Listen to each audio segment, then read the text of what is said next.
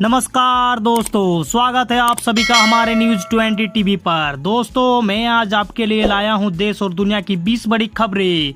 तो आपको एक एक करके सभी खबरें विस्तार से बताई जाएगी, तो वीडियो को अंत तक देखना ना भूले दोस्तों। तो चलिए शुरुआत करते हैं आज की पहली खबर के साथ। दोस्तों, आज की पहली खबर, सीडीएस जनरल बिपिन रावत ने कहा, अफगानिस्तान पर कब्जे की तालिबानी रफ्तार से हम भी हैरान, 20 साल में नहीं बदला यह आतंकी संगठन। आपको बताते चलूं कि दोस्तों, chief of defence staff general Bipin Rawat के मुताबिक तालिबान ने जिस तेजी से अफगानिस्तान पर कब्जा किया है उससे भारत भी हैरान है। बुधवार को एक प्रोग्राम के दौरान जनरल रावत ने माना कि भारत को भी यह आशंका थी कि तालिबान एक दिन अफगानिस्तान पर काबिज हो जाएगा, लेकिन यह सब इतनी तेजी से हो जाएगा यह नहीं सोचा था। उनके मुताबिक 20 साल बाद भी तालिबान बिल्कुल नहीं बदला। वहीं दूसरी खबर दोस्तों, सर्वदलीय बैठक में बोले जयशंकर, अफगानिस्तान में हालात अच्छे नहीं, लोगों को जल्द से जल्द निकालना जरूरी।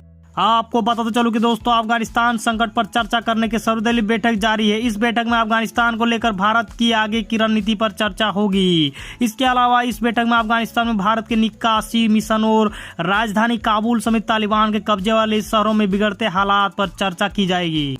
वही दोस्तों, यूपी से खबर है दोस्तों, बेटे तबरेज की गिरफ्तारी पर बोले मुनव्वर राना, मुसलमान होना ही सबसे बड़ा जुर्म। आपको बताते चलो कि दोस्तों, अपने बेटे तबरेज राना की गिरफ्तारी पर शायर मुनव्वर राना का कहना है कि उत्तर प्रदेश में इस वक्त मुसलमान होना ही सबसे बड़ा जुर्म और बदकिस्मती से भी मुसलमान हूं।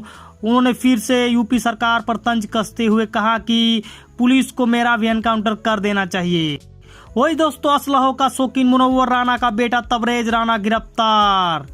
आपको बताते चलूं कि दोस्तों, राना का बेटा तबरेज राना, जिसे बुधवार को मुनव्वर राना के लखनऊ स्थित घर से अरेस्ट किया गया है। 28 जून को रायबरेली के त्रिपुला चौराहे पर फायरिंग हुई थी। तबरेज ने अपने चाचा और उनके बेटों को फंसाने के लिए फायरिंग कराने का इल्जाम लगाया था। पुलिस जांच में पता चला था कि यह साजिश खुद तबरेज ने रची थी। पुलिस इस मामले में पहले ही 4 लोगों को गिरफ्तार कर चुकी थी। तबरेज असलहों का शौकीन है, इससे जुड़े 2 वीडियो सामने आए हैं। वही दोस्तों, केरल में कोरोना विस्फोट, एक दिन में 31,000 नए मामले, एक्सपर्ट से जानिए। आपको बताते चलो कि दोस्तों, कोरोना महामारी से केरल में बुरा हाल है। बीते 3 महीनों से पहली बार एक दिन में कोरोना के 31,000 से अधिक मामले दर्ज किए गए हैं। राज्य में संक्रमण दर भी बढ़कर 19.03% हो गई है। बुधवार को दर्ज किए गए मामलों की संख्या पिछले दिन दर्ज किए गए मामलों की तुलना में 7,000 अधिक है। इससे पहले केरल में एक दिन में 24,296 मामले सामने आए थे। वहीं पूरे देश में 24 घंटों में कोरोना वायरस के 46,164 नए मामले मिले हैं और इस दौरान 607 लोगों की मौत भी हुई है। वही दोस्तों, तालिबान ने पाकिस्तान को बताया दूसरा घर, कश्मीर पर भारत को सकारात्मक रुख अपनाने की दी धमकी। आपको बताते चलो कि दोस्तों, तालिबान ने पाकिस्तान से अपनी नजदीकियों की बात कबूल की है। तालिबानी प्रवक्ता जबीउल्लाह मुजाहिद ने पाकिस्तान चैनल ARY न्यूज से बातचीत में कहा कि पाकिस्तान उनके संगठन के लिए दूसरे घर जैसा है। जबीउल्लाह ने यह भी कहा कि अफगानिस्तान की सीमा पाकिस्तान से लगती है और धार्मिक आधार पर भी दोनों देशों के लोग एक दूसरे से घुले मिले हुए हैं। वही दोस्तों, काबुल से 80 किलोमीटर दूर हुंकार भर रहे पंजशीर घाटी के शेर, 4 दिन में उड़े तालिबान के होश। आपको बताते चलो कि दोस्तों, अफगानिस्तान में प्रतिरोध का केंद्र बनी पंजशीर घाटी को तालिबान आतंकियों से बचाने के लिए अहमद मसूद के नेतृत्व में 9,000 विद्रोहियों ने मोर्चा संभाला हुआ है। पंजशीर में नार्दर्न अलायंस और तालिबान के बीच अभी भी जबरदस्त लड़ाई जारी है। पंजशीर घाटी की पहाड़ी चोटियों पर मसूद के जवानों ने हेवी मशीन गन तैयार कर दिए हैं, जिससे तालिबानियों का शिकार किया जा सके। इसके अलावा मोटार और निगरानी चौकी भी बनाई गई है। खबर यह है कि वहां सैकड़ों तालिबान लड़ाकों को मार गिराया गया है या उन्हें बंधक बना लिया गया है। तालिबान ने पंजशीर घाटी की 3 तरफ से घेरने का दावा किया है। उसका कहना है कि हमने पंजशीर की रसद और अन्य सामानों की सप्लाई लाइन काट दी है। वही दोस्तों, किसानों पर मेहरबान हुई योगी सरकार, वापस लेगी मुकदमे, जुर्माना भी माफ। आपको बताते चलो कि दोस्तों, किसानों को बड़ी राहत देते हुए उत्तर प्रदेश की योगी सरकार ने पराली जलाने से संबंधित सभी केस वापस लेने का फैसला किया है। साथ ही योगी सरकार ने ऐलान किया है कि किसानों से जुर्माना भी नहीं वसूला जाएगा। किसानों से मुखातिब होने के बाद मुख्यमंत्री योगी आदित्यनाथ ने अधिकारियों को आदेश दिया है कि बिजली बकाया होने की वजह से किसी भी किसान की बिजली सप्लाई न रोकी जाए। वही अमरुल्लाह साले ने क्यों नहीं छोड़ा अफगानिस्तान, अशरफ गनी और अमेरिका पर कहिए बात। आपको बताते चलो कि अफगान सत्ता पर तालिबान का काबिज हो गया है, लेकिन पंजशीर उसके सामने सबसे बड़ी चुनौती बनकर खड़ा है। ये वो इलाका है जिसे तालिबान कभी नहीं जीत सका। इस बार तालिबान ने काबुल पर तो कब्जा कर लिया, लेकिन अभी तक वो पंजशीर के अवैध किला को भेद नहीं पाया है।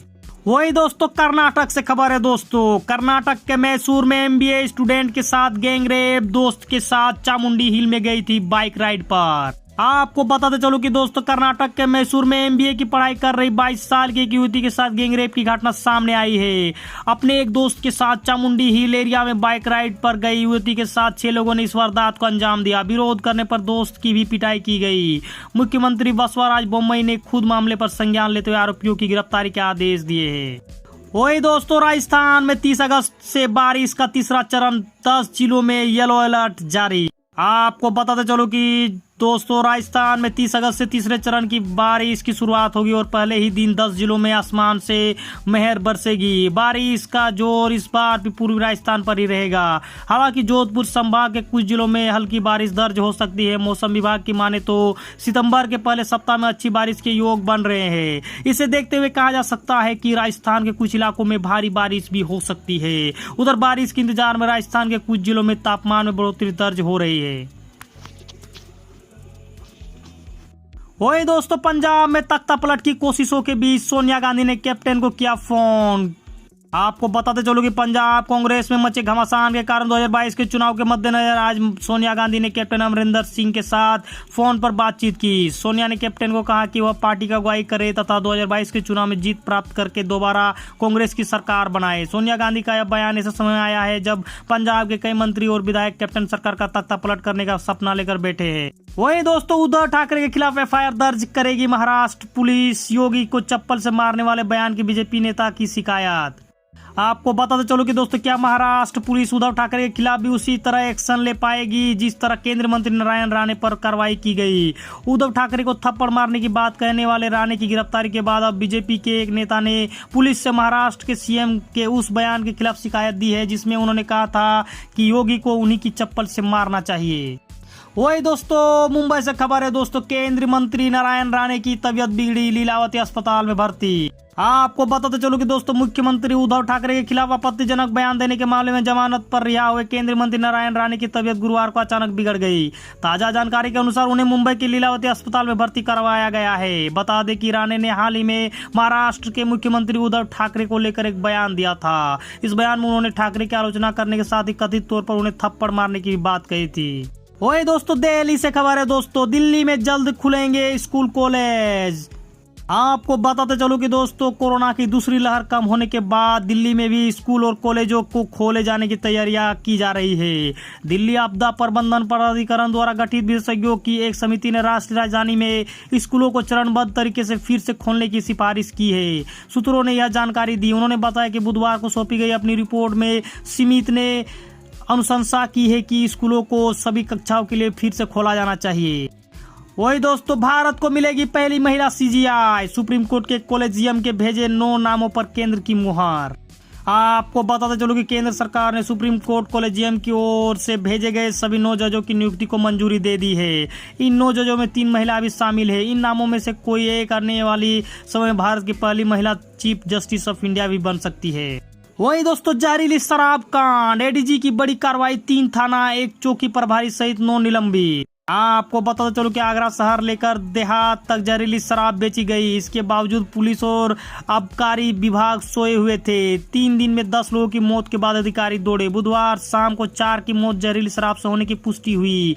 इस पर एडीजी राजीव कृष्णा ने सख्त कार्रवाई की। रात में थाना ताजगंज, डोकी और शमशाबाद की थाना प्रभारी सहित 9 को निलंबित कर दिया गया। आबकारी विभाग के 2 निरीक्षकों, 3 सिपाहियों को निलंबन की संस्कृति की गई है। वही दोस्तों वैशाली में जहरीली शराब पीने से 5 की मौत। स्कूल में हुई थी मछली भात की पार्टी। आपको बता दूं बिहार में एक बार फिर से जहरीली शराब लोगों को मौत का कारण बन रही है। मामला वैशाली जिला से जुड़ा है जहां के राघोपुर दियारा इलाके में जहरीली शराब से एक साथ 5 लोगों की मौत हो गई। 5 लोगों की मौत हो जाने से कोहराम मच गया है। वही दोस्तों एक बुरी खबर है दोस्तों। एक नन्ही सी लड़की ने कहा है पापा आप उससे बदला जरूर लेना, वो मेरी मौत का जिम्मेदार है। आपको बताते चलो कि दोस्तों जौनपुर जिले के स्थानीय थाना क्षेत्र के एक गांव की 15 वर्षीय किशोरी ने छेड़खानी से तंग आकर मंगलवार की देर रात्रि फांसी लगा ली। बुधवार की सुबह उसकी लाश कमरे में फांसी के फंदे पर लटकती हुई देख परिजनों को कोहराम मच गया।